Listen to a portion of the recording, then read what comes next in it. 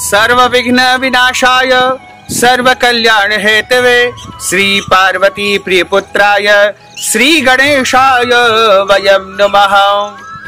भक्तजनों, माताओं, बहनों, सादर जय श्री कृष्ण। हमारे YouTube चैनल में आप सभी का बहुत बहुत स्वागत है। मैं हूं आपके साथ आचार्य धर्मेंद्र शास्त्री।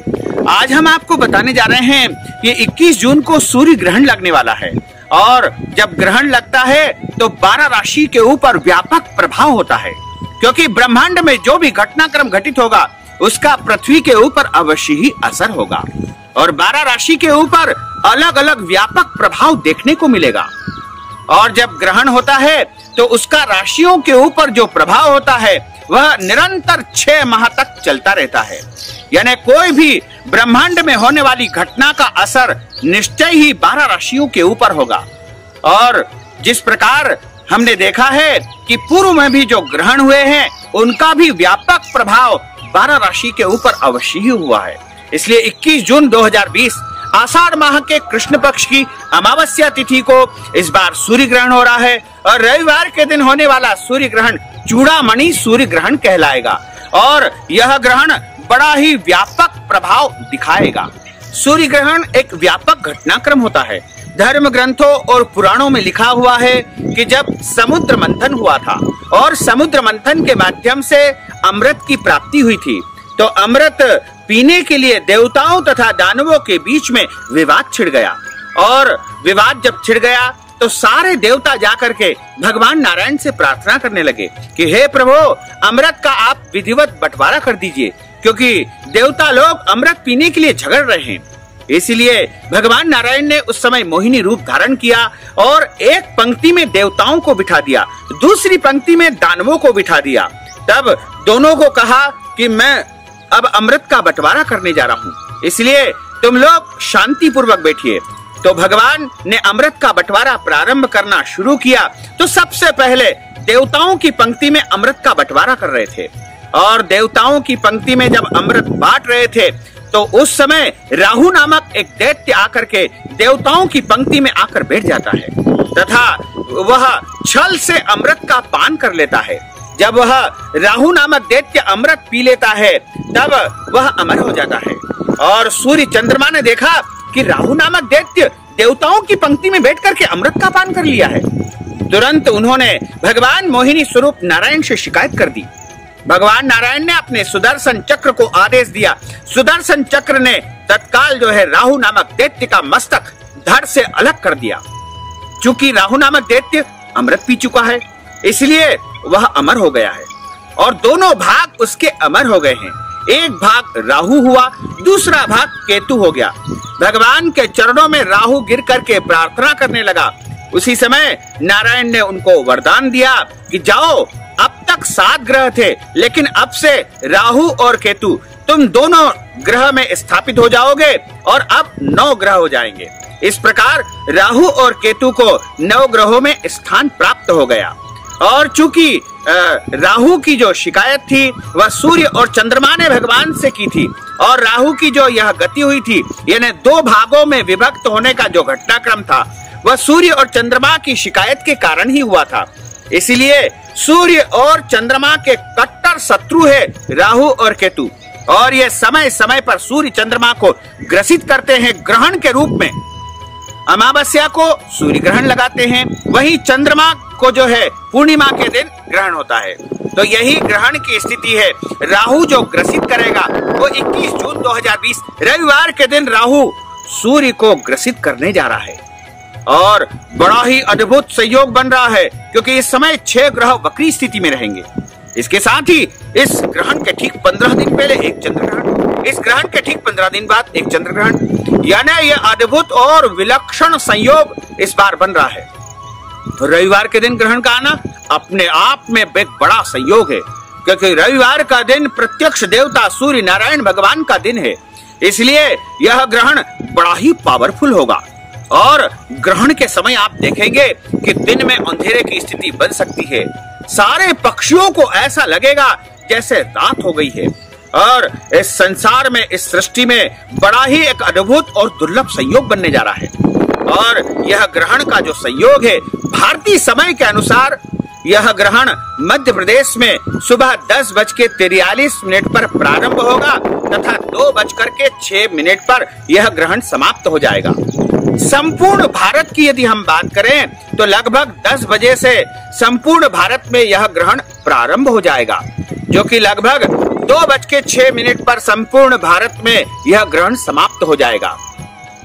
जब भी कोई सूर्य ग्रहण लगता है तो उसका जो सूतक लगता है वो ठीक 12 घंटे पहले प्रारंभ हो जाता है और सूतक में ग्रहण काल में कई प्रकार के नियम पालन करने पड़ते हैं। धर्म ग्रंथों में हमारे जो धार्मिक जो पुराण है उनमें, इसके अलावा जो निर्णय सिंधु है, धर्म सिंधु है, उनमें ग्रहण के बारे में काफी कुछ लिखा हुआ है। ऐसा लिखा हुआ है कि ग्रहण के 4 दिन पहले और ग्रहण के 4 दिन बाद कोई भी शुभ काम नहीं करना चाहिए, क्योंकि ये 8 दिन अपने आप में अशुभ माने जाते हैं। यानी ग्रहण के पहले जो एकादशी आती है उससे लेकर के जो चतुर्थी तिथि होती है तब तक कोई भी शुभ या मांगलिक कार्यक्रम संपन्न नहीं करना चाहिए। इसके अलावा जो ग्रहण का जो सूतक प्रारंभ होगा वो 20 जून की यानी शनिवार की रात्रि 10 बजे से सूतक प्रारंभ हो जाएगा। सूतक के पहले आप जो भी भोजन करना चाहें भोजन कर सकते हैं, क्योंकि सूतक काल में भोजन नहीं करना चाहिए और घर में भोजन बना करके रखना भी नहीं चाहिए, अन्यथा सूतक काल में वह भोजन दूषित हो जाएगा। इसलिए आप इस ग्रहण से पूरे बचे और इससे सावधानी रखेंगे, क्योंकि ग्रहण काल के दौरान सूर्य से नकारात्मक किरणें पृथ्वी पर प्रवाहित होगी और जब नकारात्मक किरणें पृथ्वी पर आएगी तो निश्चय ही मनुष्यों के ऊपर और भोजन सामग्री के ऊपर और अन्य सभी वस्तुओं के ऊपर इसका नकारात्मक प्रभाव पड़ेगा। तो ग्रहण से बचने के लिए सबसे पहले आपको ये ध्यान रखना है कि आपको तुलसी पत्र तोड़ करके अपने घर में रख लेना है और कुशा रख लेना है।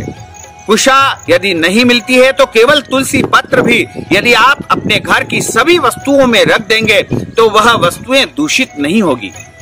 जैसे कि आप अपने घर में यदि घी रखा हुआ है तो उसमें तुलसी पत्र रख दे, दही रखा है उसमें तुलसी पत्र रख दे और दूध रखा है उसमें तुलसी पत्र रख दे। यदि कोई फल रखे हैं उसमें भी तुलसी पत्र रख दे, मिठाई रखी है उसमें भी तुलसी पत्र रखे और आपके घर में बिस्तर रखे हैं उनमें भी तुलसी पत्र रखे। इसके अलावा आपके जो पहनने के धुले हुए कपड़े रखे रहते हैं उनके अंदर भी आपको तुलसी पत्र रख देना चाहिए। और यदि आपको कुशा मिल जाए तो कुशा भी एक एक रख दीजिएगा, ताकि ग्रहण का कोई भी विपरीत प्रभाव नहीं होगा। इसके अलावा जो हमारी कॉपी किताब होती है उनके अंदर भी विद्यार्थियों को तुलसी पत्र और कुशा रख देना चाहिए, जिससे ग्रहण का कोई भी विपरीत प्रभाव उनकी विद्या के ऊपर नहीं पड़ सके। इसके अलावा ग्रहण काल में भोजन नहीं करना चाहिए और ग्रहण काल में तथा जो है सूतक काल में दाढ़ी कटिंग बिल्कुल नहीं करवाना चाहिए। और इस दौरान विशेष रूप से ध्यान ये रखना है कि जैसे ही ग्रहण प्रारंभ होगा वैसे ही आपको स्नान करना चाहिए और ग्रहण जब प्रारंभ हो जाए तब आप जो है भगवान का स्मरण करें, सूर्य नारायण भगवान के मंत्रों का जाप करें, अपने इष्ट मंत्रों का जाप करें। ओम नमो भगवते वासुदेवाय ये महामंत्र है, इसका जो कोई भी जाप करेगा उसकी समस्त मनोकामनाएं पूर्ण हो जाएंगी। ऐसा माना जाता है कि ग्रहण के दौरान भगवान सूर्य के साथ में सारे देवी देवता कष्टमय स्थिति में रहते हैं। ऐसे दुर्लभ समय में यदि हम कोई भी मंत्र जाप करते हैं या भगवान से कोई भी प्रार्थना करते हैं तो हमारी प्रार्थना को जल्द ही वो स्वीकार कर लेंगे, क्योंकि देवी देवता जब संकटमय स्थिति में रहते हैं ऐसे दुर्लभ और विलक्षण समय में आप कोई मंत्र जाप करेंगे। यदि कोई मंत्र सिद्ध करना है तो इससे उपयुक्त समय कोई नहीं आ सकता है।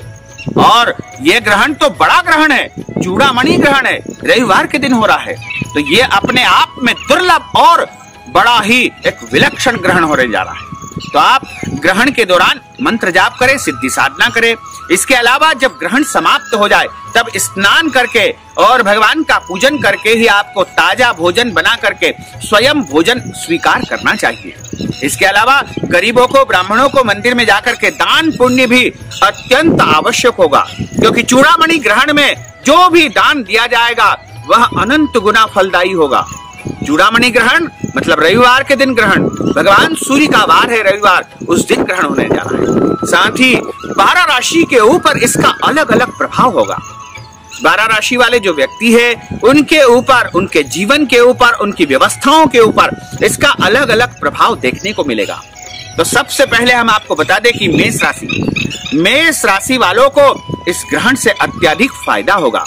पद प्राप्ति उनको हो सकती है, कार्यक्षेत्र में उन्नति और प्रगति उनकी होने वाली है, और जो काम पिछले कई दिनों से वो सोच रहे हैं वह उनका कार्य होने वाला है।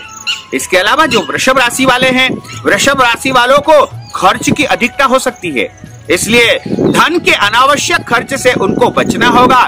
साथ ही हम आपको उपाय भी बताएंगे बाद में कि जिन राशियों के ऊपर विपरीत प्रभाव होने वाला है उनको क्या खास उपाय करना चाहिए। इसके बाद हम आपको बता दें कि मिथुन राशि वाले जो व्यक्ति है, चूंकि मिथुन राशि में ही यह ग्रहण होने जा रहा है, और मिथुन राशि वाले ऐसा कोई भी काम नहीं करे जिससे उनके जीवन के ऊपर कोई बिना अकारण कलंक लग जाए, क्योंकि यह ग्रहण उनके लिए कलंक लगने वाला है, और इसलिए ऐसा कोई भी कार्य उनके द्वारा नहीं होना चाहिए। प्रत्येक कार्यों में सावधानी रखना चाहिए। शारीरिक कष्ट उनको हो सकता है।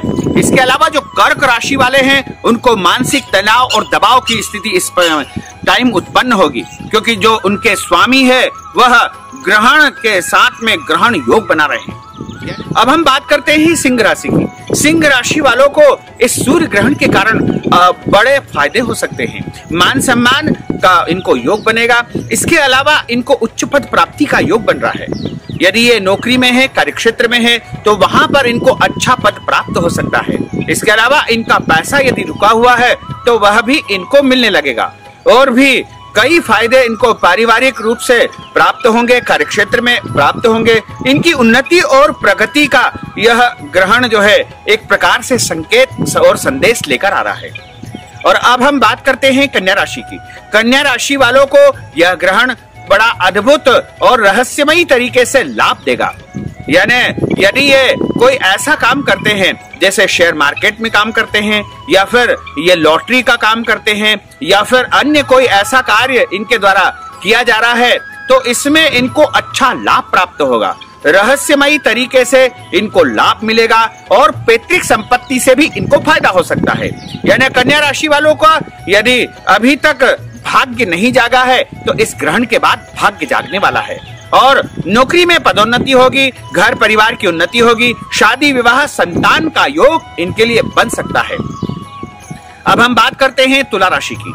तुला राशि वाले जो व्यक्ति है उनके लिए यह ग्रहण एक प्रकार से बुरा वक्त समाप्त करने वाला है और अच्छे वक्त की शुरुआत होने वाली है। उनकी किस्मत चमकने वाली है, उनके भाग्य का उदय होने वाला है।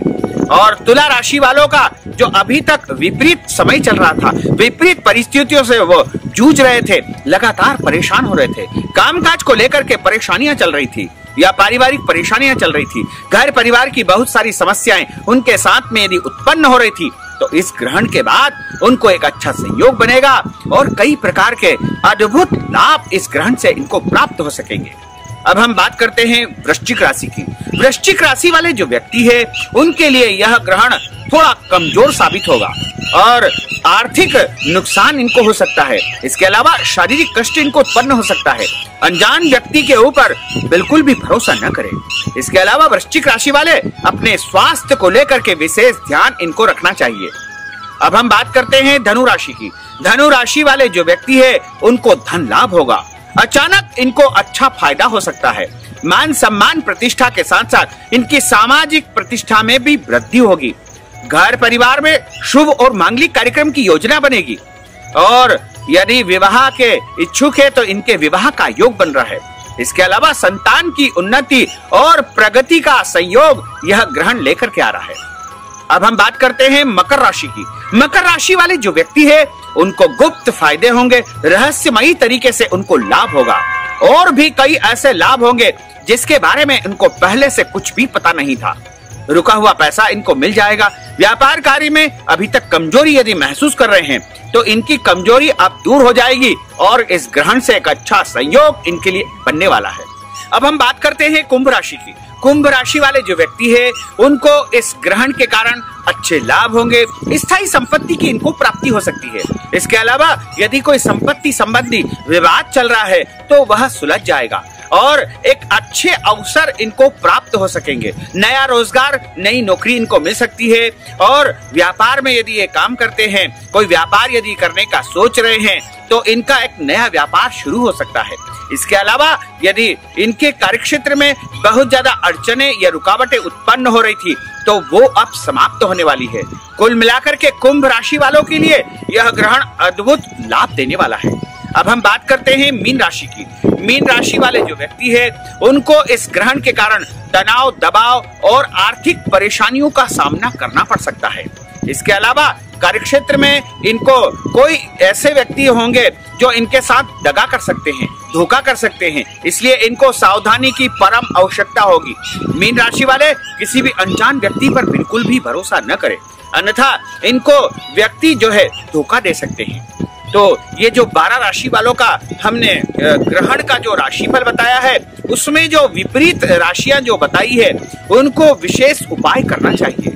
सबसे पहला उपाय तो उनको ये करना होगा कि आप ग्रहण के दौरान, जब ग्रहण प्रारंभ होता है, उसके पहले पहले आपको एक काला कपड़ा लेना है और उस काले कपड़े में एक नारियल रख लेना है और उसमें थोड़े से काले तिल आपको रखना चाहिए और उसको पुटली नुमा बांध करके अपने सिर से पैर तक ऐसी स्थिति में, यानी सिर से ले जाएंगे पैर तक ले जाएंगे, सिर से ले जाएंगे पैर तक ले जाएंगे, ऐसा आपको 21 बार उतारना है और उतार करके घर के बाहर उसको रख देना है। उसके बाद जब ग्रहण का मोक्ष हो जाए, जब ग्रहण समाप्त हो जाए, तो उस उतारे हुए उतारे को कहीं भी जल में जाकर के प्रवाहित कर दीजिएगा। नदी, तालाब, समुद्र, जो भी जलाशय हो, यदि गंदा नाला भी आपके यहाँ बहता, उसमें भी बहा दीजिएगा, क्योंकि आपके जीवन की सारी बुराइयां, सारे संकट जो ग्रहण के दौरान आपको मिलने वाले थे, वो सब उसमें समाहित हो जाएंगे और वो सब जाकर के आप बहा के आ जाएंगे, यानी आप अपने जीवन के संकट को बहा सकते हैं। इसके अलावा आपको भगवान हनुमान जी की आराधना करना चाहिए। ग्रहण के दौरान यदि सबसे ज्यादा और जल्दी प्रसन्न होने वाले कोई देवता है, तो वो है हनुमान जी, शंकर जी। यदि आप चाहते हैं कि हनुमान जी को प्रसन्न करे, तो आपको ग्रहण के दौरान हनुमान चालीसा का पाठ करना चाहिए, सुंदर कांड का पाठ करना चाहिए, या रामायण जी की चौपाइयों का पाठ करना चाहिए, रामायण जी सुनना चाहिए। इसके अलावा राम रक्षा स्तोत्रम का भी आप ग्रहण के दौरान जो है पाठ कर सकते हैं, जाप कर सकते हैं, और भी अपने इष्ट मंत्रों का जाप इस दौरान किया जा सकता है। तो भक्तजनों, माताओं, बहनों, हमने जो ज्ञानवर्धक जानकारी आपको दी है, उसको आप अधिक से अधिक लोगों को शेयर करिएगा, लाइक करिएगा और कमेंट बॉक्स में अपने सवाल या अपने विचार अवश्य लिख दीजिएगा। साथ ही आप अपना नाम भी कमेंट बॉक्स में जरूर लिखिएगा। और यदि अभी तक आपने हमारे और आपके YouTube चैनल को सब्सक्राइब नहीं किया है, तो अभी और इसी समय सब्सक्राइब अवश्य कर लीजिए। आपको और आपके पूरे परिवार को सादर जय श्री कृष्ण, सादर धन्यवाद।